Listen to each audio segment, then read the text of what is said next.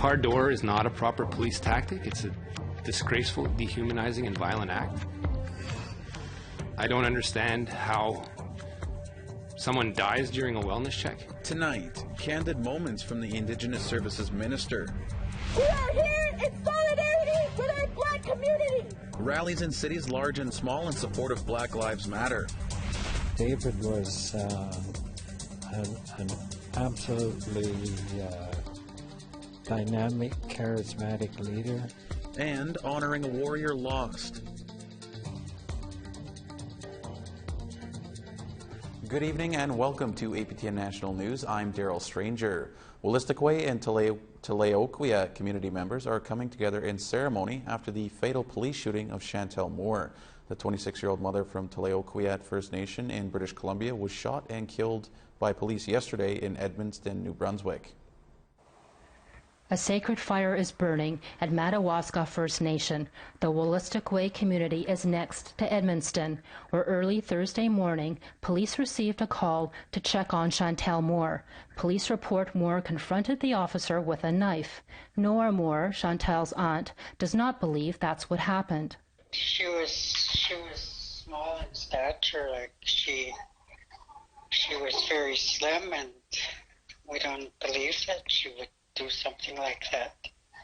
She was a very kind, friendly, gentle-natured person. She really loved her family. The officer fired their gun and Moore died on the scene. The shooting comes just after the one-year anniversary of the missing and murdered Indigenous women and girls' final report. The Edmundston police are now under investigation, but Elder Hart Purley says nothing has changed. Was really not a shock to me personally because of the continuous mistreatments that we've endured throughout the decades by the RCMP as well as city or town cops has not changed. Purley is heading to Madawaska to offer support to the family of Moore, where the sacred fire will burn till Sunday evening. Angel Moore, APTN National News, Chipotuk, Halifax. First, it was hitting a man with a car door from a police cruiser. Then what appears to be the senseless police shooting of a Nunavummiut woman in New Brunswick. Federal officials were asked to respond to excessive police force. APTN's Todd Lamran begins with a candid response from the Indigenous Services Minister. I watched and discussed yesterday a number of these incidents. A car door is not a proper police tactic. It's a disgraceful, dehumanizing, and violent act. I don't understand how someone dies during a wellness check.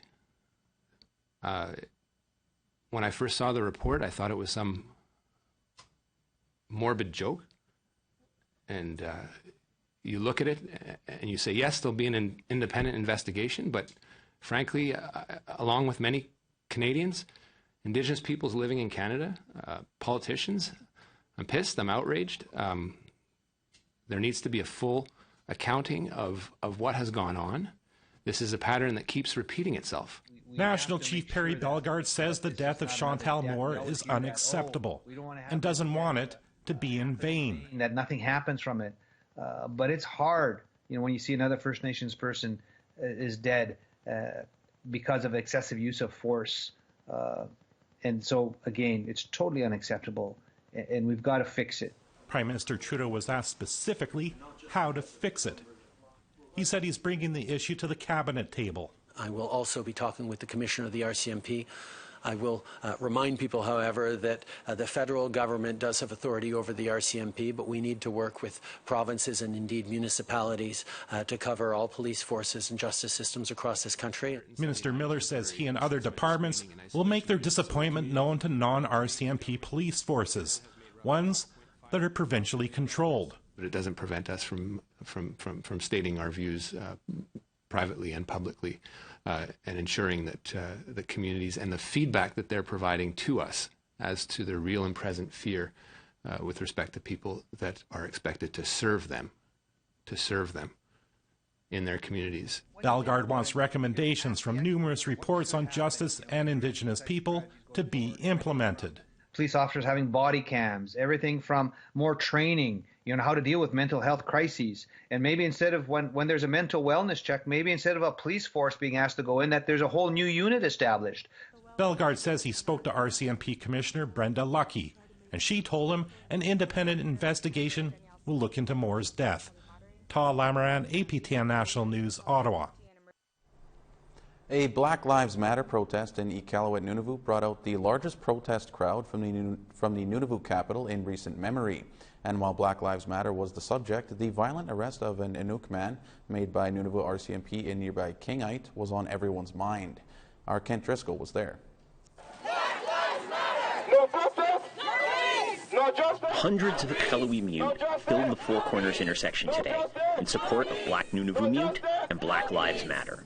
First, people laid down or took a knee for 8 minutes and 46 seconds, the amount of time a Minneapolis police officer drove his knee into the neck of George Floyd. We are here in solidarity with our Black community. This is the Black Lives Matter protest and march in solidarity. We need to recognize our place and support our community as allies. The crowd then moved down the street to the Nunavut Legislative Assembly, where they called on government leaders to take action. Nunavut currently has a limit on gatherings of more than 25 people due to COVID-19 restrictions. Earlier in the week, the chief public health officer said he wouldn't interfere in people's right to protest. No one did. Black Lives Matter! From there to V Division headquarters in Iqaluit, Nunavut's largest police station, where Black and Inuit concerns with the RCMP come together. Earlier this week, a video came out of Iqaluit, Nunavut, showing an Inuk man being hit by a police truck and violently arrested. The protesters took time to acknowledge that and show support. Justice for Iqaluit! Justice for Iqaluit! Justice for Iqaluit! Justice for Iqaluit! There are currently 6 open investigations into police behavior in Nunavut. Inuit experience with the RCMP gives these groups common cause. After today, there should be no more excuses of why we do not get involved, why we do not challenge what's happening. No more excuses of why we should not be intervening and supporting our neighbors. Black Nunavummiut make up less than 1% of Nunavut's population.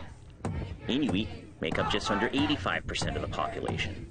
Today, the largest demographic in Nunavut showed love and support for one of the smallest. And the smallest showed it right back. Kent Driscoll, APTN National News, Iqaluit. A large march was also held in support of Black Lives Matter in Ottawa. Brett Forrester joins with more.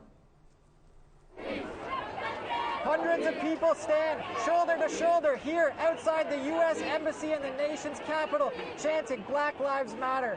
I'm joined by Julian Ford. He's Inuit and Mi'kmaq from Labrador. Julian, thanks for doing this. Why did you come here to protest today? No problem. I came here to show support for my Black brothers here.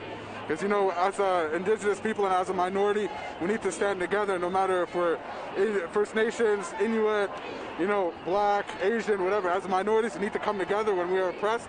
We are stronger as one. And this is not an issue that only Black people face. It is an issue that all minorities face throughout North America and throughout the world. Why is it so important to show that solidarity here today, given what's happening all over the world? Well, with Indigenous issues, we always get a bunch of support from all around, so I think it's important that we give that support back. It's a two-way street. We got to support each other as minorities so that we can all become equal as one with the people that are not. If the Prime Minister was here right now, what would you say and what would you ask him? I would tell him that we need to focus more on what goes on in Canada, and I know that we get a lot of media flow from the States and all that, and we need to focus on not only the Black lives but the Indigenous lives that are killed by police, because there are way too many Indigenous brothers and sisters that have been killed by police this year. Thank you, Julian. Stay safe out here. The streets of the downtown core are packed. The protest is getting underway, and it's maintained peaceful so far, but it shows no signs of stopping. I'm Brett Forrester for APTN in Ottawa. Back to you in Winnipeg.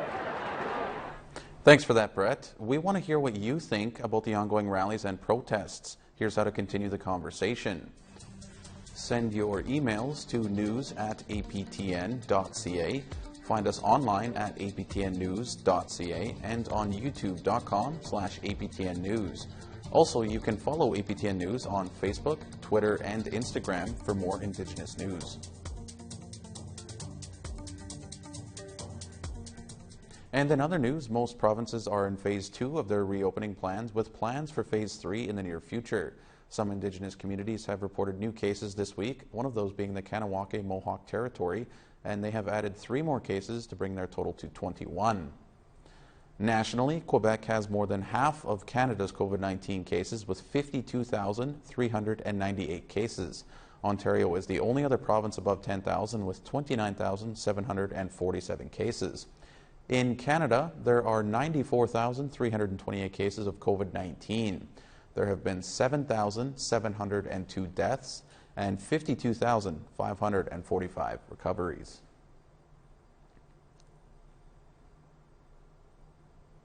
It's time for a short break, but still to come, reaction from BC, where an Indigenous leader and activist has passed away.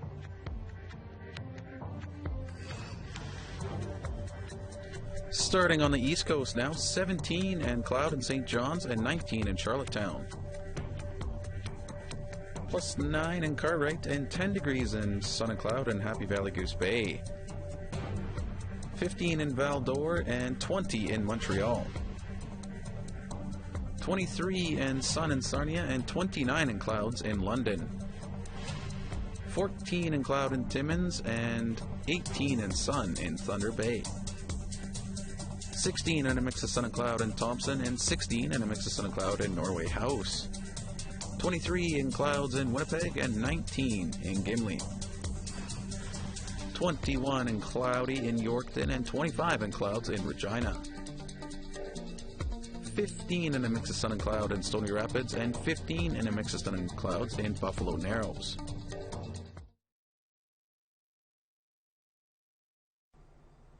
Welcome back. A well-known Indigenous leader from BC has passed away, and as APTN's Tina House reports, many say his legacy will be felt for generations. Even at a young age, many say David Dennis stood out. His mother had told me a story of how he was confronting teachers and a principal about racism, right? And this is as a child, right? And as he grew, he became even more outspoken, not afraid to stand up for his beliefs. But what does consultation mean when 60% of our people aren't consulted with? As one of the founding members of the Native Youth Movement and the West Coast Warrior Society, David Dennis and his group of warriors were everywhere, from Burnt Church on the water, supporting Indigenous lobster fishermen, to blockading out on the land for Indigenous rights, to his call for a national inquiry into murdered and missing women and girls, before there even was a national inquiry. Again, on behalf of the missing and murdered women, to call for a public inquiry.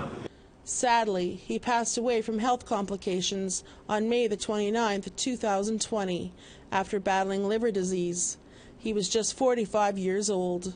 Originally from the Nunavummiut Nation, Dennis lived in Vancouver and had 5 children.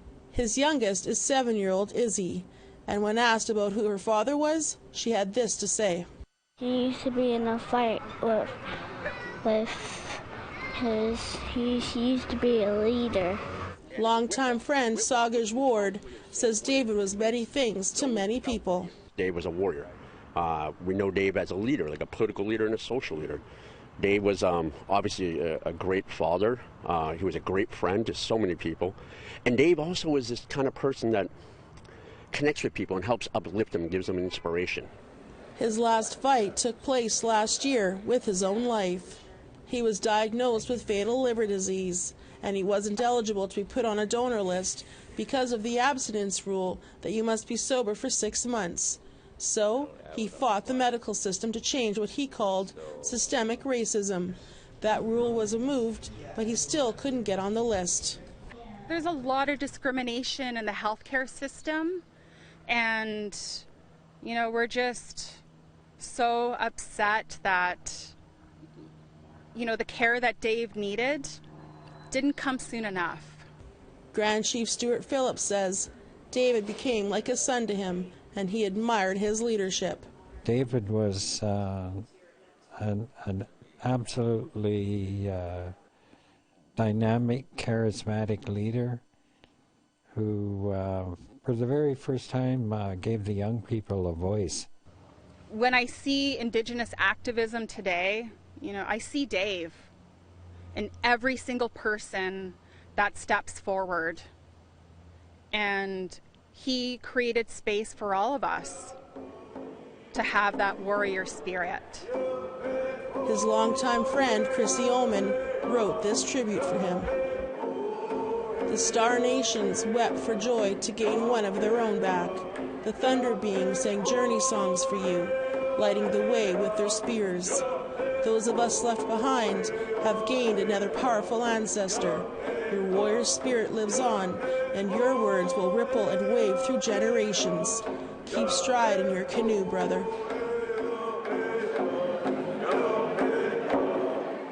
Tina House, APTN National News, Vancouver. Grand Chief Stuart Phillip, who we just saw in that last story, is making his own urgent public plea for a donor that will hopefully save his life. And as APTN's Tina House explains, time is not on his side. Grand Chief Stuart Phillip has devoted his life as an Indigenous leader over the last 40-plus years.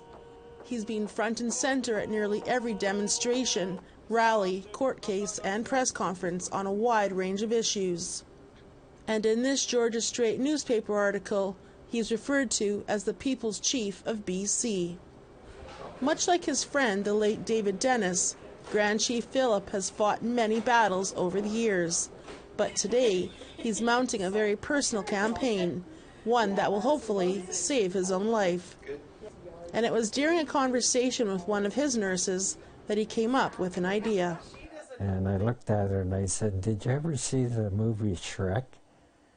And she said, "Yes." And I said, "I think I'm going to design the campaign around Puss in Boots, who has that amazing look in the movie.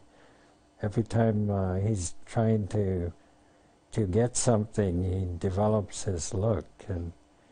And she just about fell off her chair laughing. But all kidding aside, his medical condition is very serious. His medical team says time is of the essence, as his kidney function is only at 6%. He's a survivor of liver cancer and has diabetes, which has complicated his current condition. Those underlying conditions have contributed to my present state of chronic kidney disease, which features 5 stages, and I'm in stage 5, which is end of life. He's currently preparing for dialysis on June the 15th. And, flanked with his Puss in Boots stuffed animal and his wife Joan beside him, he's making a public plea for help, for the first time for himself. I'm hoping that there's somebody that will match my blood type and whatever else needs to be synchronized, and make arrangements for a live donor. And for his wife Joan, she is hoping someone with A+ blood type finds it in their hearts to go get tested.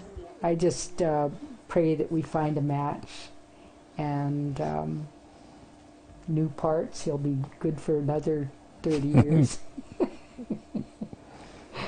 Their love story has lasted over 40 years, and together they will face this challenge too.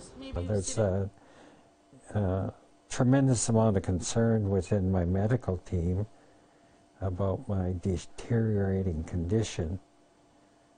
And, you know, I feel the urgency of it.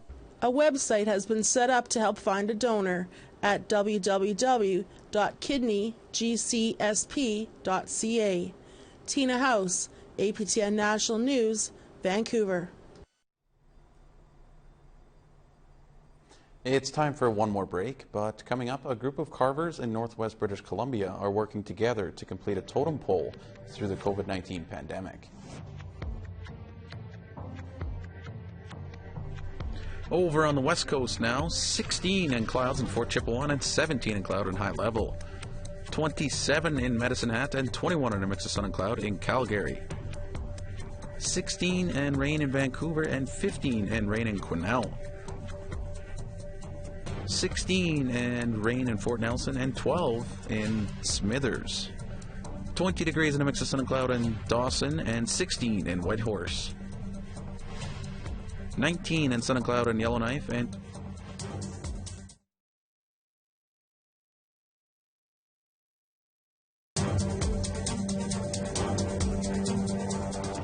Welcome back. A group of carvers in northwest British Columbia are working together to complete a totem pole under pandemic conditions, collaborating through the pandemic to try to raise the pole before a deadline. APTN's Lee Wilson has more. Lyle Campbell has been a carver for over 25 years. He is working on this pole with the help of carvers from northwest BC communities. The 40-foot pole has a special meaning to Campbell, who is leading the project. This pole is a Haida memorial pole. It's to commemorate the life of my mother, Alice Campbell. And basically it's just displaying all of her crests. Her main clan is the Eagle clan. The crew notices signs of the pandemic when they leave the site and enter the community, cautious of what they touch and respecting social distancing indoors. COVID-19 also created challenges to get funding. They are funding the work through donations. Basically, the carvers that are working here are all being paid by donation.